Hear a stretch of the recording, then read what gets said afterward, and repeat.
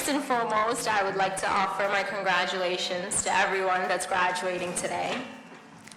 I'm an immigrant, and I'm the daughter of two immigrants who sacrificed their entire lives 10 years ago so that I could have the opportunity to stand here on this stage and speak to all of you today.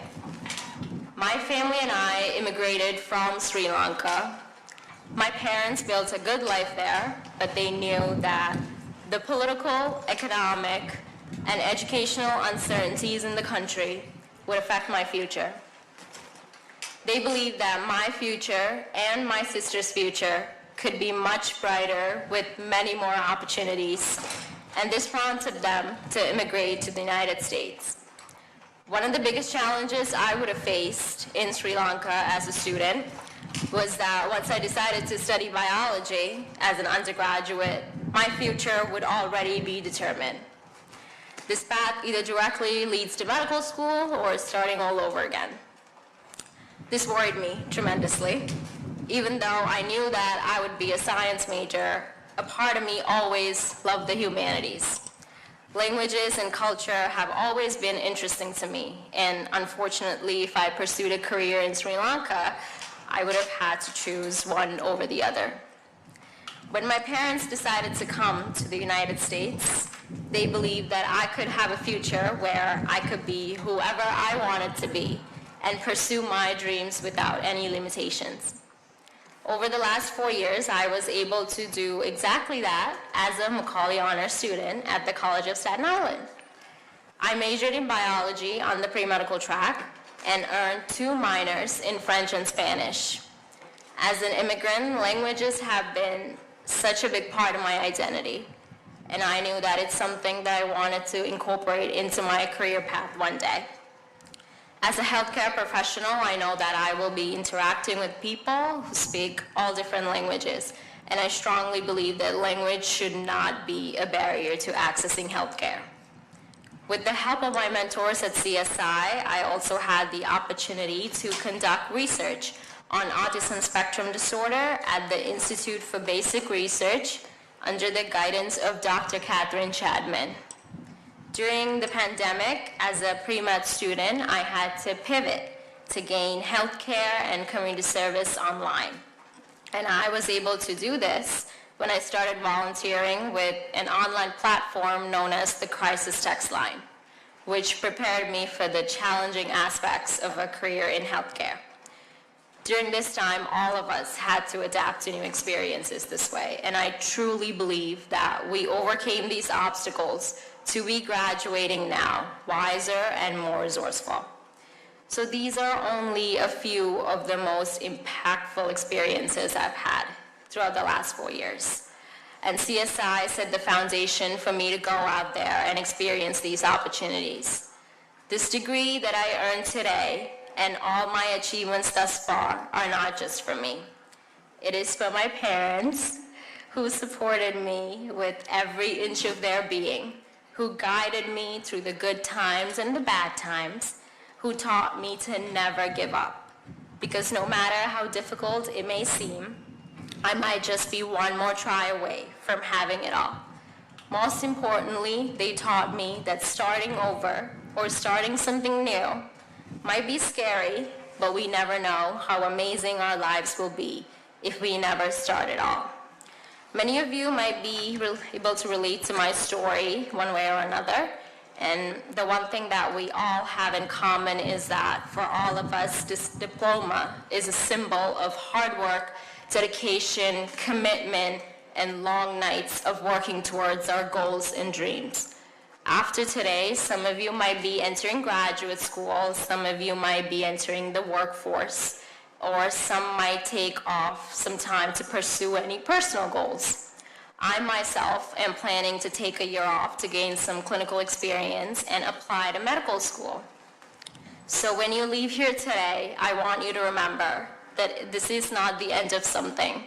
This is the beginning of a whole new journey. And it might be scary and you might be terrified of starting something new.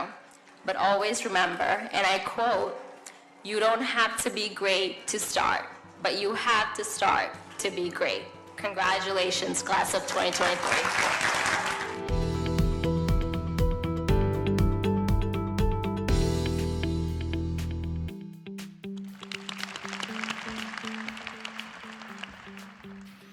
I come from a time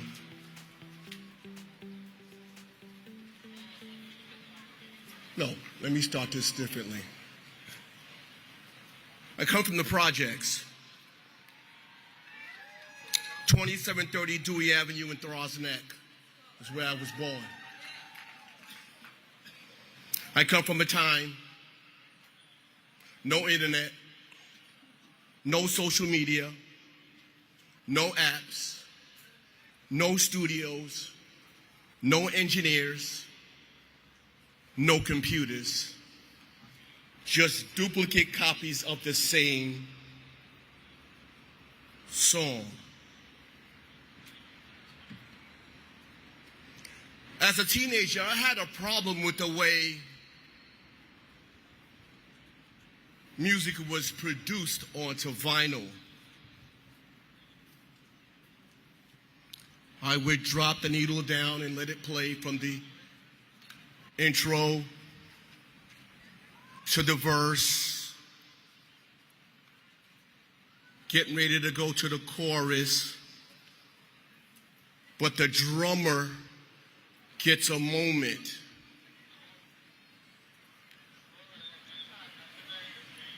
The part that made me angry was that the drummer only played for a couple of seconds before the rest of the band came back in on the song. I said to myself, this is not the way I hear music. I found a way to count bars, and I came up with this DJ system called the Quick Mix Theory. And that particular area of the song where that drummer played for maybe 2 bars, on turntable number 1, turntable number 2, and the mixer in the middle,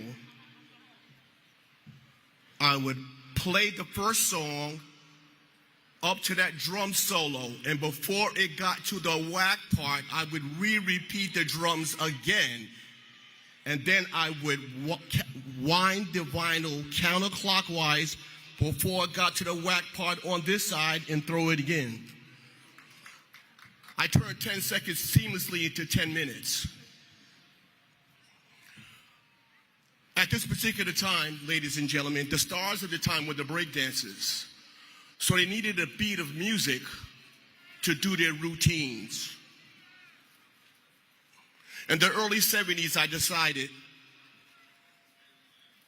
at this park called 63 Park on 168th Street in Boston Road, there was this small park, and I decided to take a microphone and put it on the other side of the table and let people interview musically. If they could talk to this new style of DJing. Many were whack, but it was this one guy, while I was cutting up this song called Apache, just a drum break, he came up with this way of syncopating a vocal on top of my cutting. His name was Cowboy. He is the first official rapper. He's been passed a long time. His name was Keith Wiggins, Cowboy.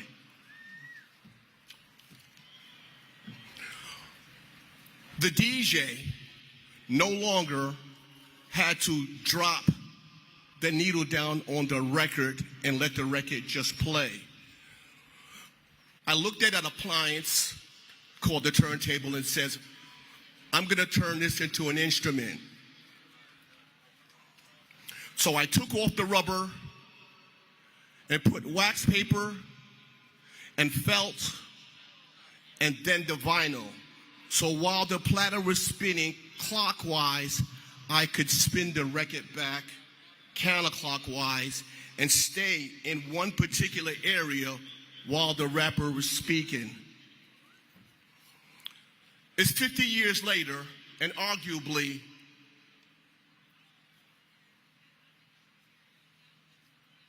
it's the biggest musical on planet Earth. Today they call it rap. I am its inventor.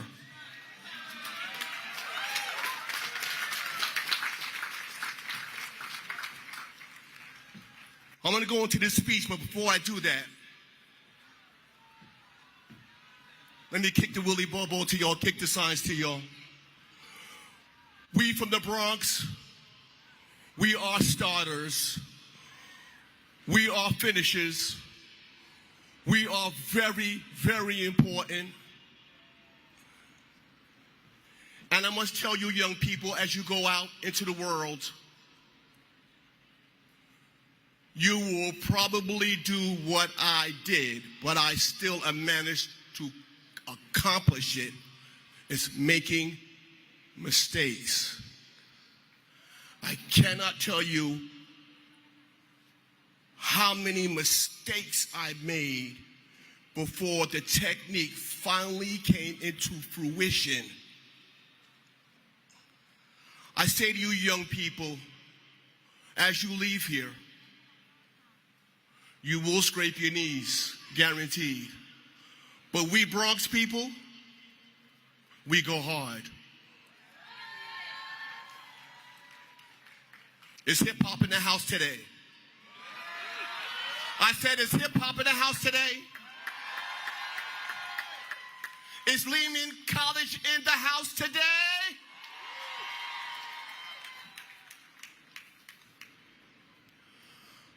I did what I did with absolutely nothing. With today's technology,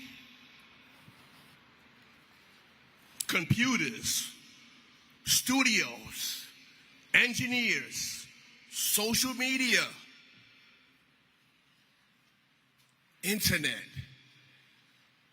you guys got a head start on being the next geniuses, guys. You have an incredible head start. I can remember while touring, trying to tell the world the Bronx matters. This thing came from the Bronx, this thing called hip hop. So I stand in front of you guys and women. You are the next genius. It's up to you now. You guys are the future.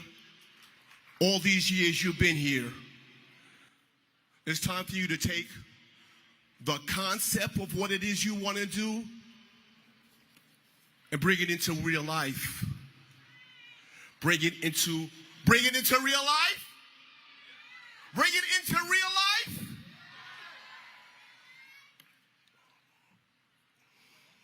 I need everybody here to understand what you do now will have tremendous impact on your future. It is now 50 years of hip hop. I was part of the very, very beginning. I did it at a time that I didn't think there would be this. But it's become a cultural, worldwide movement. And this teeny tiny city called the Bronx is responsible for the biggest music on planet Earth. So I say to you, take this to the next level. And whatever it is that you want to do, remember, you're going to scrape your knees. Don't let nobody out there tell you you cannot do it. Because it's all possible, ladies and gentlemen. I come from the projects. And the projects taught me community. taught me love, and it taught me perseverance. There's hip-hop in the building today. I come from the Bronx. I live in the Bronx. I love the Bronx. On behalf of Lehman College, thank you so much for this incredible, incredible award. Thank you so much. I gotta say, musically, I got every award that you could possibly have, from Grammys to Rock and Roll Hall of Fame, but this one right here, because it comes from right here, it's the most important. My name is Grandmaster Flash. Thank you.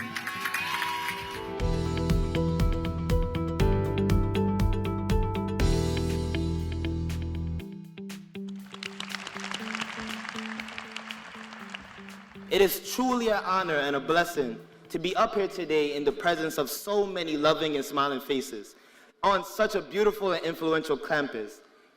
To be acknowledged as this year's valedictorian doesn't come without also acknowledging the hard work and dedication of our salutatorian, Martin Ewan,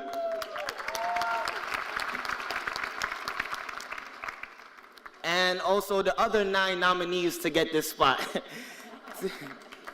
To get here was not easy, trust me, as the passion for academic excellence at Queensborough is clearly embodied by this year's graduating class. Well done, everyone.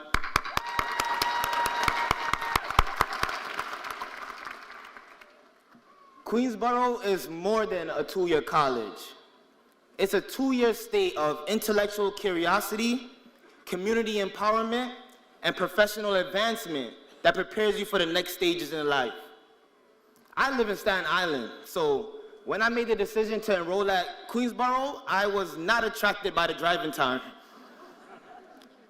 but more so to the portrayal of a vibrant campus, rigorous coursework, and opportunities to conduct research. And I'm glad to say that I was not bamboozled. But seriously, my time spent at Queensborough on and off campus has not only rekindled the embers of my intellectual flame, but also has set them ablaze, almost rampant, illuminating a path of glorious and admirable endeavors. Homeless at 17 and then 21 with a 6-month-old baby boy, you couldn't tell me then that now I'd be the valedictorian.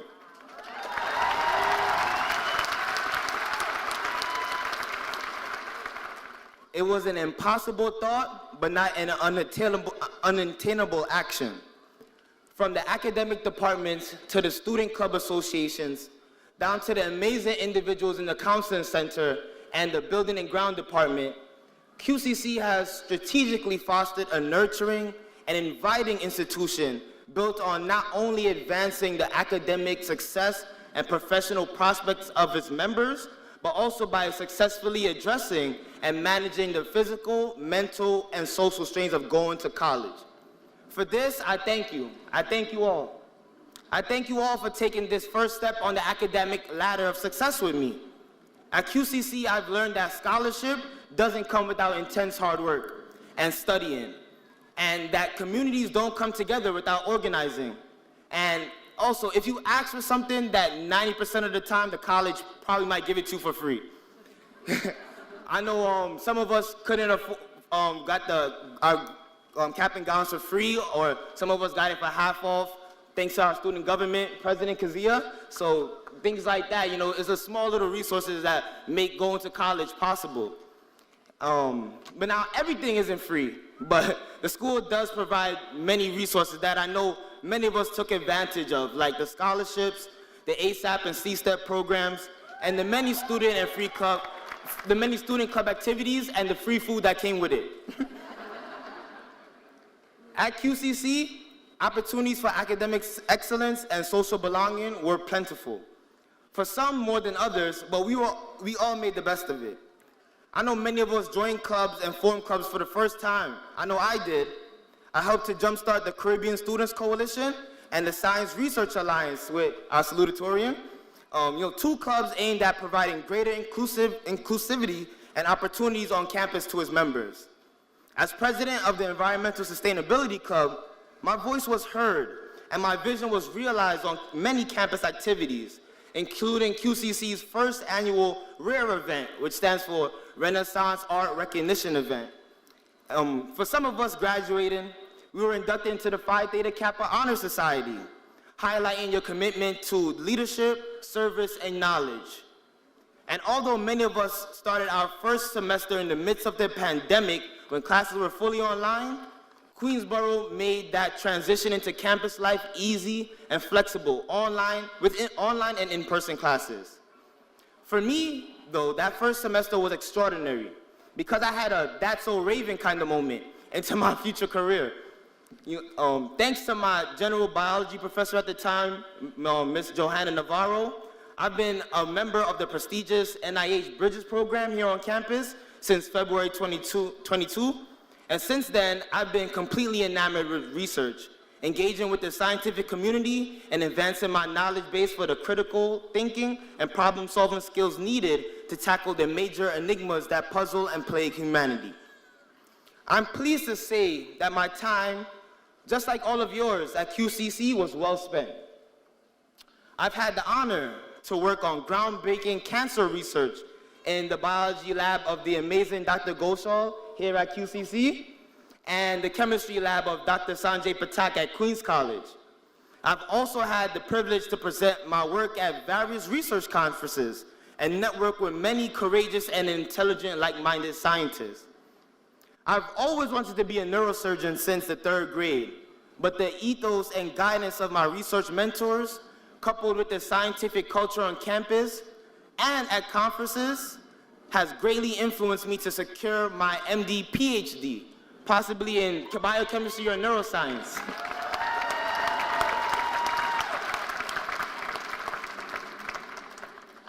So, to my fellow graduates, to be at commencement today doesn't mean that you've had the best grades, that you've worked the hardest, or that you're the smartest, but that we've all equally taken the necessary steps to secure our associate's degree in our respective fields.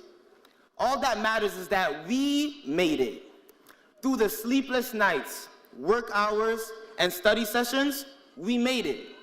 Through the high and low test scores, personal gains and financial losses, we made it. Through the pandemic, we made it.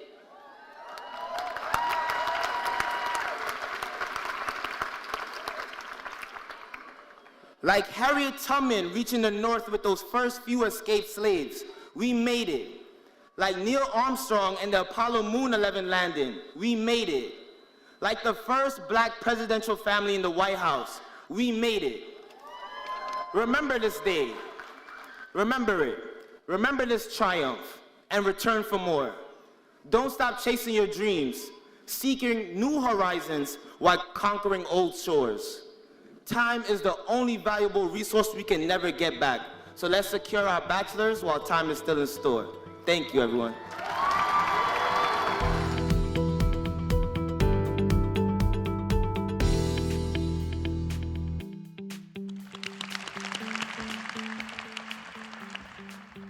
I'm humbled to be here today. I want to acknowledge the Queens College administrators and faculty, distinguished guests, the graduates of the class of 2023, their parents, their relatives, their friends, the community, the village that raised you all.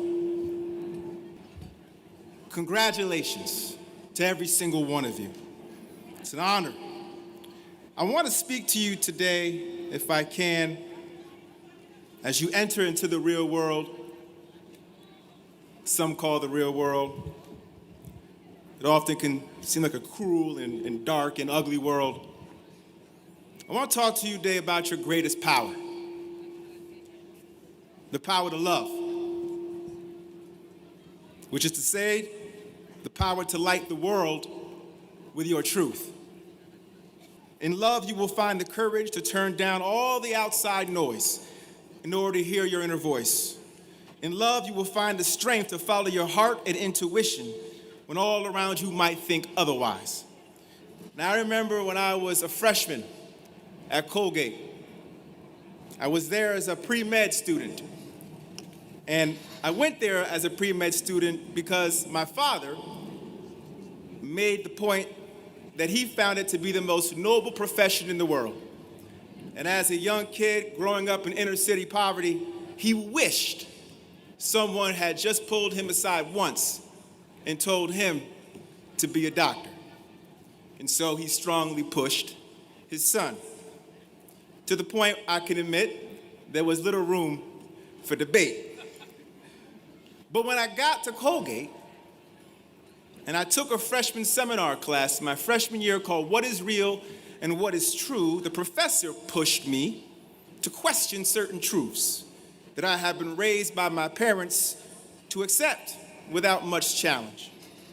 From my religion to whether becoming a doctor was actually my path. It was a scary process to question all that I had once took for granted. It was hard to let go of what I accepted to be my truth. It took a good 2 years before I got the courage to walk away from pre-med to focus on what I knew in my heart I loved, philosophy and political science. The talk with my father was not as easy as it was with yours, John. It's a little more challenging, but he accepted it. And here's what happened. As soon as I took the risk and made the switch to pursue what I truly loved, I thrived in the classroom. Schoolwork stopped feeling like work, and instead it felt like a passion. I loved what I was doing. Feeding off of that passion, I was able to excel. And yes, ultimately receive a Rhodes Scholarship. And I could tell you as a kid growing up as a latchkey kid, for those who don't know, your parents give you a key when you're 7, 8 years old, and when you walk to school, they tell you to walk back home and let yourself in.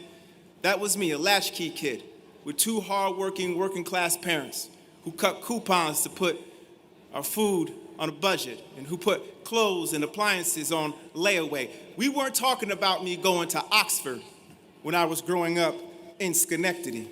But the love that I had for philosophy and political theory in the classroom and the support that my family provided me, and education being the great equalizer and the gateway to opportunity that it is for all of us here today, I was there.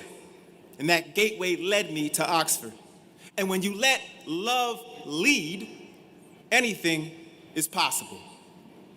Now, love can also push you to do other things you might find risky. But without risk, as noted earlier, there can be no reward. And that reward can be as simple and critical as gaining a better understanding of who you are. Not everything is going to work out as you planned, but there's a lesson in the process that you can grow in the journey itself.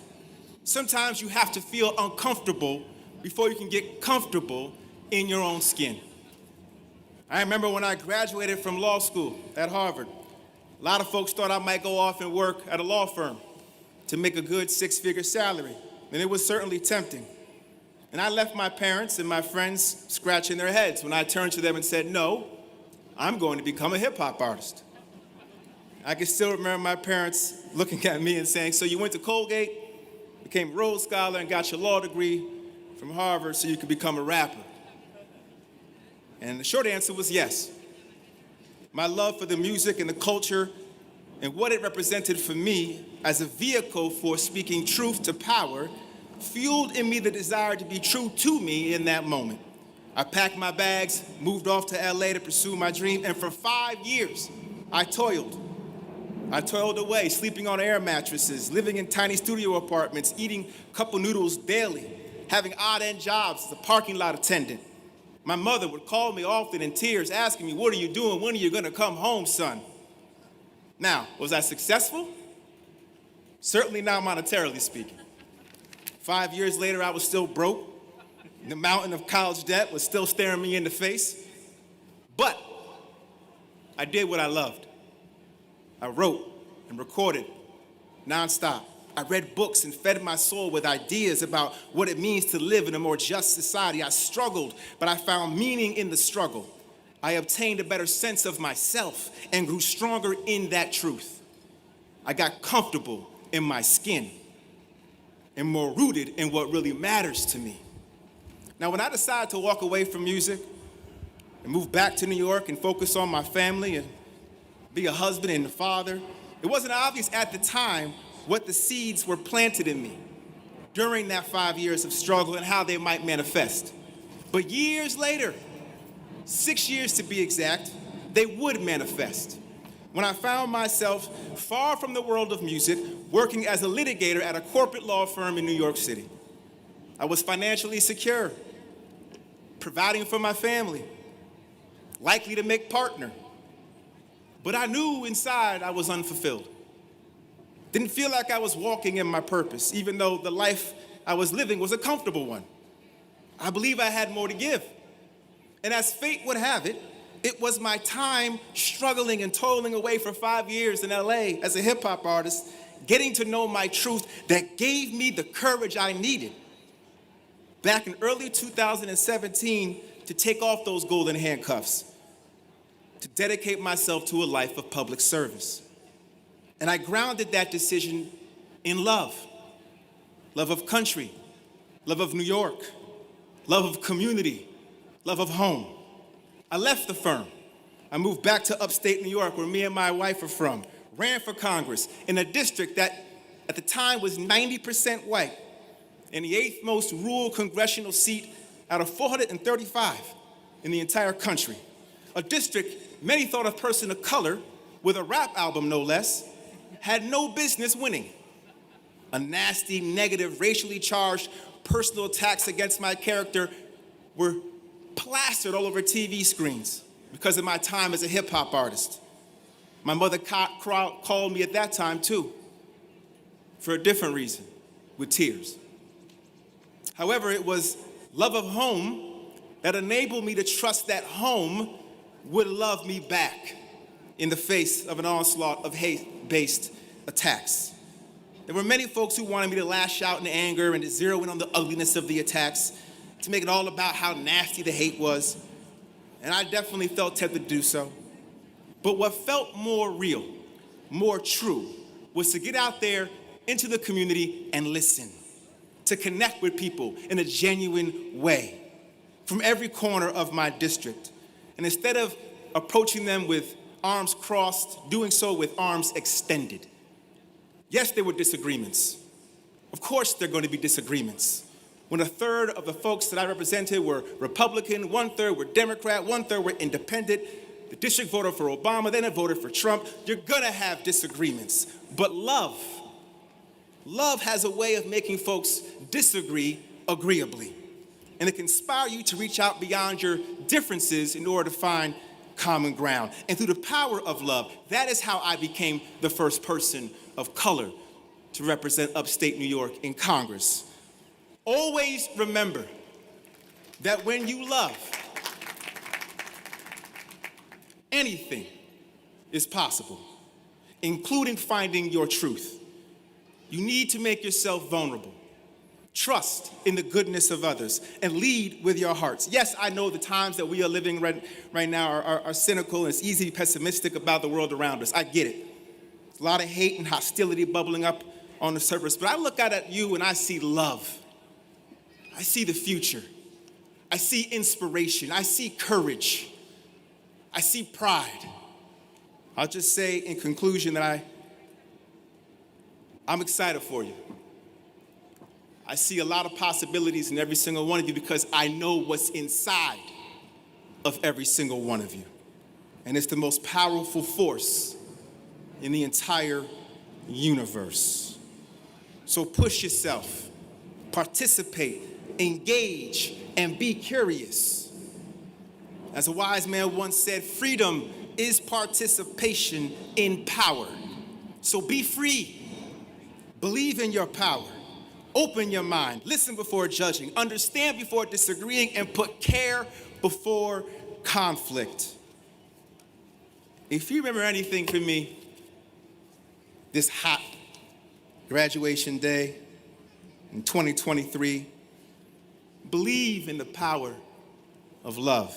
And with that, I want to tell every single one of you, from the bottom of my heart, I love you, and congratulations.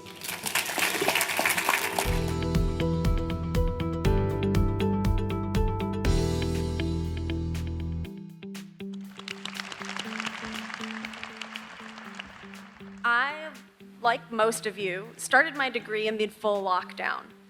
And I am so impressed with the determination and resiliency of all of my classmates. Here we are at last. We made it through. It's such a pleasure to get to meet you all for the first time on our last day. I only had one class in person my whole time at CUNY, but on Sundays, a couple of classmates and I would log on to Zoom to work on individual assignments together, but from afar. And those sessions really kept me on track and made me feel more connected. So special thanks to my virtual study buddies who spearheaded those Zoom co-working sessions, Discord channels, and WhatsApp group that helped us combat feelings of isolation during asynchronous classes. And thanks to my husband, Justin, and my family, and also to my cat, Julio, who attended all my classes with me. He should really be getting a diploma, too. Despite my frustrations with online learning, I am privileged to have attended CUNY School of Public Health. It's an institution fiercely committed to social justice and health equity. Before attending CUNY, I often laid awake at night just feeling overwhelmed by what felt like an impossibly bleak future, climate crisis, global pandemic, ongoing racial and economic inequality. So after I lost my job as a chef during lockdown, I knew it was time to make a career pivot. But nourishing food and building community through breaking bread is what I loved most about cooking. And my degree here enables me to apply that passion to policymaking that nourishes bellies and souls of families in New York and beyond.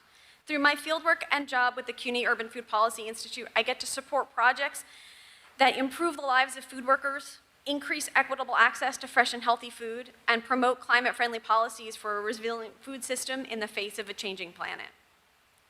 My time at CUNY, more than anything, has given me hope. The news still gets me down, but seeing you all here today gives me so much hope. We are here to make change and confront problems head on. So as we move forward in our careers, armed with the skills that we learned here at the School of Public Health, I know that the future of health and healthcare is in good hands, that we are all committed to improving lives over increasing profits, and that even when this work can feel demoralizing and hard, that we all can hold on to that shared vision of a brighter future worth fighting for. Thank you.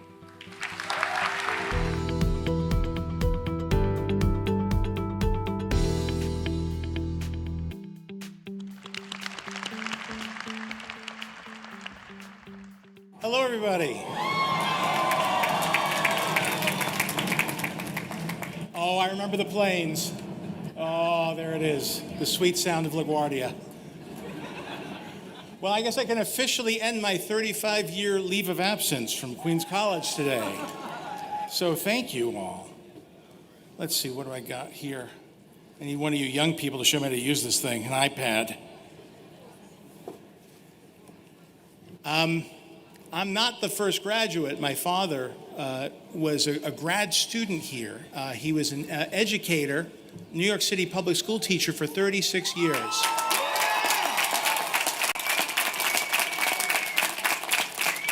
And he received his Master's of Special Education here at Queens College.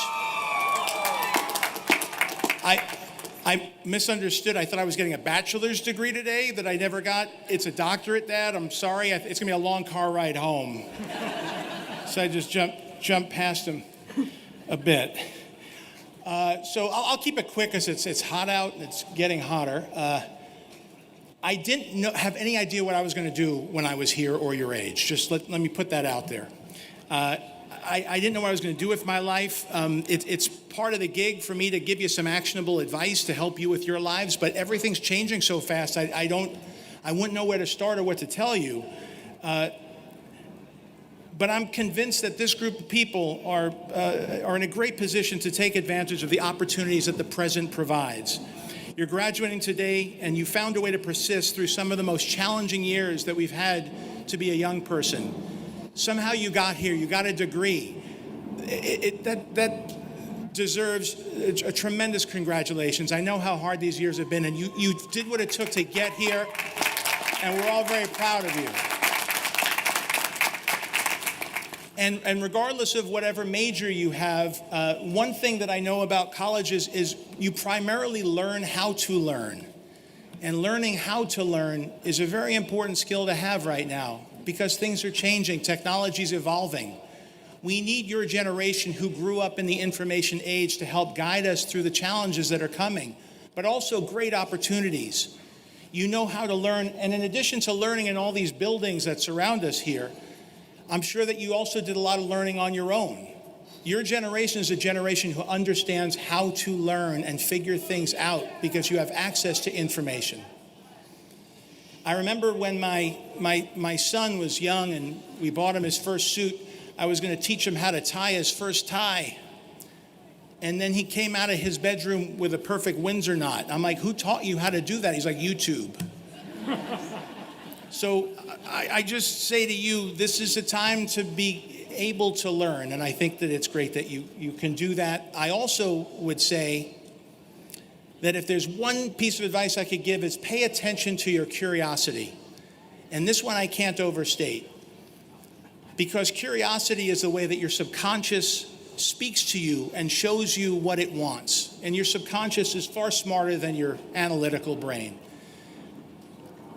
At the time, it feels like you're just bouncing around and distracted and trying things out that have no meaning and your interests seem to meander. But when you get to be my age and look back, you realize that your curiosity has actually guided you like a compass through life. It's like a guide dog that had an agenda for you that's being led, and that's your way of seeing deep down what you want and what you could excel at. And if you could pick a career that you love, that you have passion for, whether it's a teacher, an actor, a chef, a storyteller, a firefighter, anything that you feel lights you up, you're going to tap into a potential that you don't know that you have. And you're going to make an impact on the world through your passion and set examples for other people. My curiosity was fostered on this campus because I took an eclectic set of classes. I'd never declared a major when I was here, but I took drawing from life. I took a film class, film philosophy and politics during intersession, just because it seemed interesting. I tried out for the school play, even though I wasn't a theater major. Looking back, all those things impacted my life in a huge way because I had teachers here and other students that fostered my interest in things that were just curiosities for me. But they led down a path that allowed me to have a very unique road that I went down. It also led for me to go cross country, as was mentioned here, and I stopped in Chicago. And I saw some wonderful improvisers performing. It was like Chris Farley and Mike Myers before they were ever discovered. They seemed super talented. And I remember calling my dad and saying to him, I think I want to give this a try. And I was about your age. And he said to me something that I'm going to say to you. He says, you're old enough now to make an informed decision, but you're young enough that if you change your mind, you can change to something else. And I invite all of you to take this moment. You've worked, you've fought your way through school. As you take your jobs, as you go out there in the marketplace, foster your curiosity. There's nothing that could stop you now. You can create your own stories, your own movies, your own music, your own food. Technology offers you a way, and you've grown up with that, to introduce yourself and what you do to the world. So I encourage you to foster that curiosity. I also want to take this opportunity to thank the City University of New York and all of the elected officials from the county, from the state, and from the city for subsidizing a tremendous value in education, and an education I look back at and draw from every day. So thank you for the, and also to New York for my public school education, from kindergarten all the way through an honorary doctorate. I've been taken care of. So. And I like to thank Queens, too, because I was on the set of Spider-Man, and thank you, playing a character named Happy Hogan, and Tom Holland, who's from England, was there, and he was taking accent lessons, dialogue lessons to learn how to speak from Queens. because Spider-Man's from Queens, it's from Sunnyside. And I asked him, because the dialogue coach was talking to him between takes. And I said, what are they telling you? How are they telling you to speak like you're from Queens? And he says, honestly, they told me talk like John. So thank you, Queens, for that lovely chapter in my career, and thank you all, and congratulations.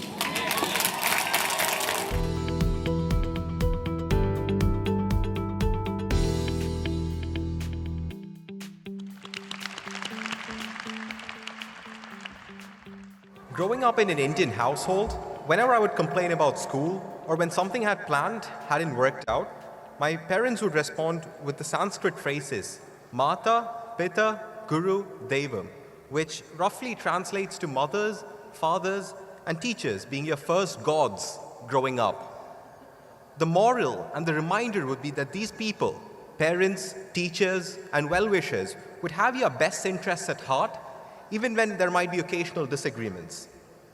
This philosophy got me thinking about today's occasion. Graduation is considered to be a symbol of personal academic achievement and is considered to be a major milestone for everyone. But is it truly ours? Absolutely not. We have all been encouraged, sustained, inspired, and probably tolerated by a diverse group of incredible people around us, friends, family, faculty, professors, advisors, and the like. It wouldn't have been possible without a lot of these people putting in effort for us, making sacrifices along the way, and providing us with tools that they themselves might have not had access to. We often think of a degree in terms of tangible hard skills without realizing how much you subconsciously learn from the people around you, from someone with a significant age difference, culture, or a professional background. My first day in mechanical engineering at City Tech was with an older professor, and after class, we would often talk about things that he had seen around him.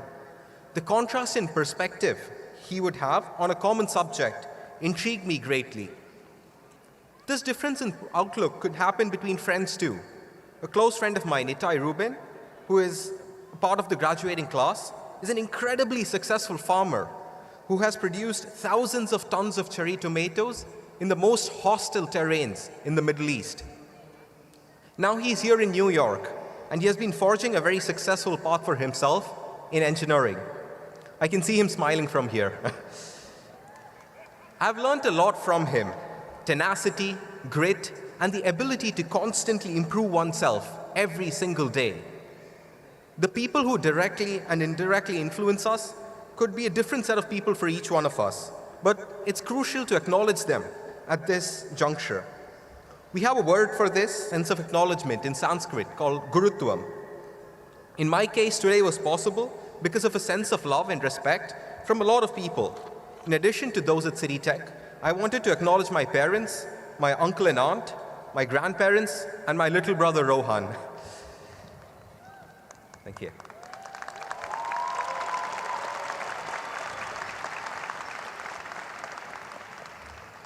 You know, I'm still in awe of the experience of having the opportunity to study here at New York City. Being an international student, it's a remarkable experience, being part of this vibrant macrocosm, immersing myself in a melting pot of cultures, each with its own unique stories and traditions. In a crowded compartment of a rush hour subway, there are countless diverse stories unfolding all around us, as each individual moves along their own hustle, yet together as part of this vibrant tapestry that is New York City. Indeed, this city is a living, breathing, sentient entity, and this city can be a school just as much as any college or university, if you allow it. Being surrounded by such a diverse and vibrant community in New York City has allowed me to develop a heightened sense of social awareness, a deeper appreciation for different cultures, and a richer understanding of what it means to be truly multicultural. I think this sense of cosmopolitanism is deeply instilled in City Tech's identity, and therefore in each of ours. Even this commencement today is representative of our diverse, vibrant stories. Although the spirit of the ceremony and this color of the apparel, the sea of black gowns, may unite us. Under each and every graduating cap is a powerful, unique story, and that's what makes this occasion special, diverse, and unique. Congratulations to all the graduates, and best of luck for your future endeavors.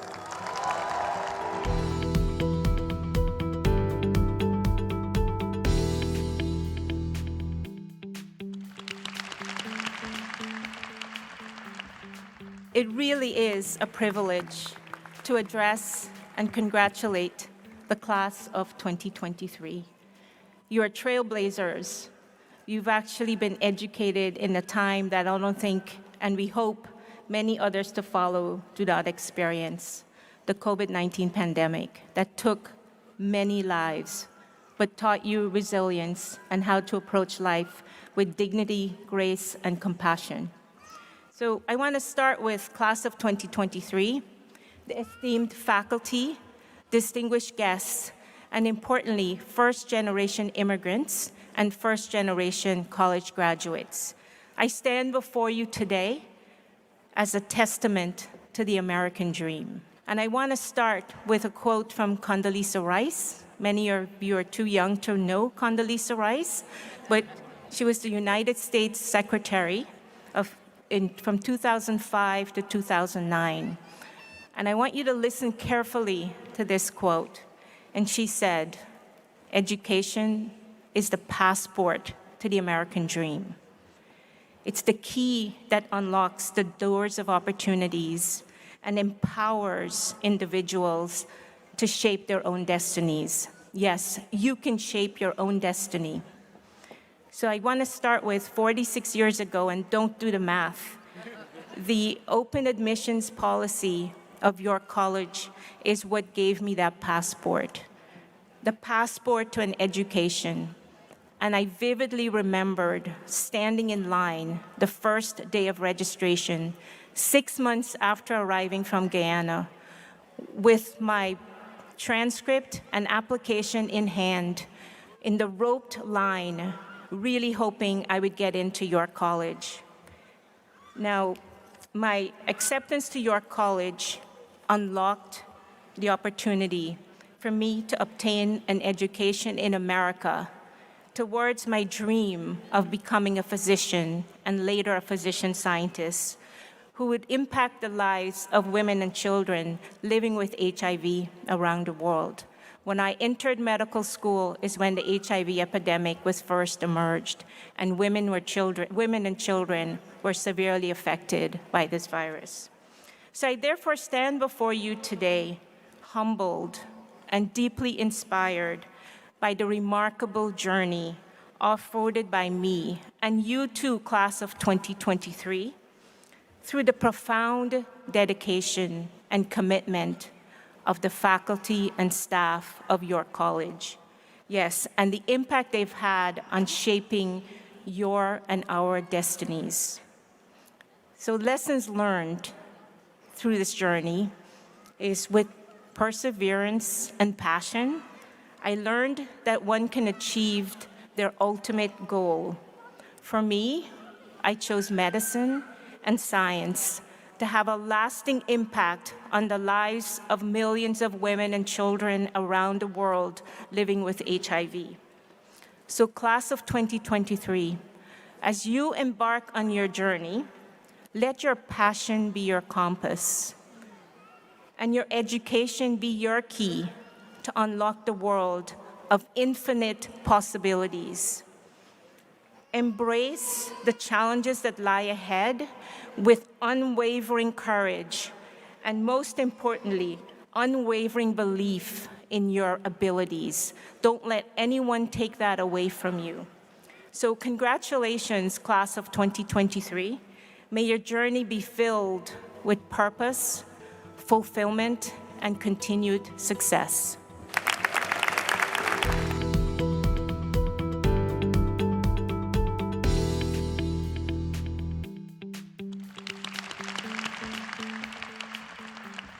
In a true labor movement fashion, we gotta start the speech with a chant, right? So you all know the chant, What do we want? Contract. When do we want it? Now, right? Sounds familiar? So when I say, what do we want? You're gonna say, a diploma. Yeah. Ready? What do we want? When do we want it? Now. What do we want? When do we want it? Now. What do we want?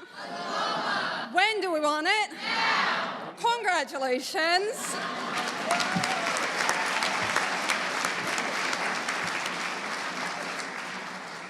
It is so great to be here with you today in person. My journey in advocacy started quite a long way from Midtown Manhattan back home in Turkey, and it spanned a ton of different cities, including New York, Chicago, DC, as I continued my education remotely. I am grateful to SLU for upholding the commitment to developing leaders in labor no matter where they might be, though at least today I'm here so you don't have to say, you're on mute, and we have to go through that whole thing. Our family and friends, you are surrounded by the labor leaders of today and tomorrow. Those individuals come from all walks of life, many immigrants like myself, and they are among the brightest, most passionate minds in this space. With studies and interests from the people's history of Staten Island to sex worker organizing to, oh, I see you, to the intersection of environmental law and labor, class of 2023 is poised to change labor as we know it.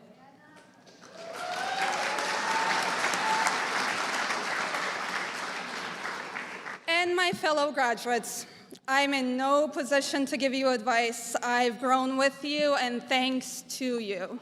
So instead, I'm going to leave you with 3 questions. Question number 1, class of 2023, how are we celebrating tonight? Because I'm going home, taking a nice shower, not writing my capstone paper. I'm excited for it. It's going to be great. Yeah. Question number 2, class of 2023, what will you do with what you have? Our SLU education is unlike any other.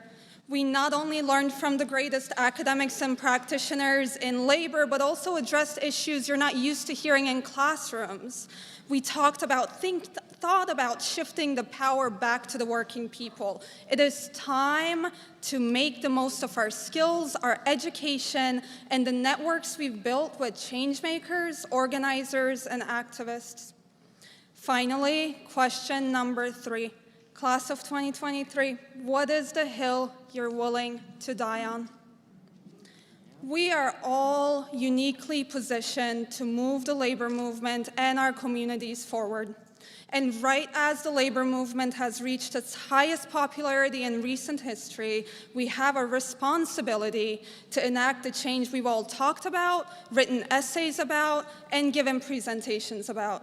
We know it won't be easy, and the cards might be stacked against us at times, but I know we are all ready. And I, for one, cannot wait to see us soar.